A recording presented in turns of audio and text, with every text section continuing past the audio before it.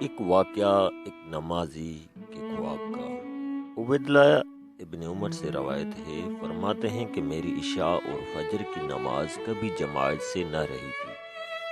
ایک رات میرے ہاں کچھ مہمان آ گئے جن میں مشغولیت کی وجہ سے میری عشاء کی نماز جماعت سے جاتی رہی۔ چنانچہ میں نکلا کہ شاید عشاء کی نماز کی جماعت بصرہ کی کسی مسجد میں مل جائے، لیکن تمام لوگ نماز پڑھ کر فارغ ہو چکے تھے اور مساجد بند ہو چکی تھی۔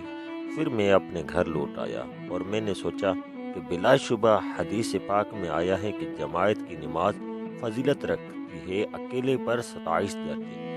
تو میں نے عشاء کی نماز کو 27 مرتبہ پڑھا اور خواب میں کیا دیکھتا ہوں کہ میں ایک ایسی جماعت کے ساتھ ہوں کہ جو گھوڑوں پر سوار ہوں اور ہم مقابلہ کرتے ہیں ایک دوسرے سے، اور میں بہت ہانکتا ہوں اپنے گھوڑے کو، لیکن وہ نہیں مل سکتا ان کو۔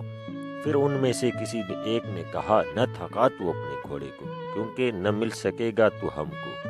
میں نے کہا، کیا وجہ ہے؟ اس نے کہا، اس لیے کہ ہم نے عشاء کی نماز جماعت سے پڑھی ہے اور تو نے نہیں، اس لیے تو ہم سے نہیں مل سکے گا۔ جی میرے سننے والے ناظرین،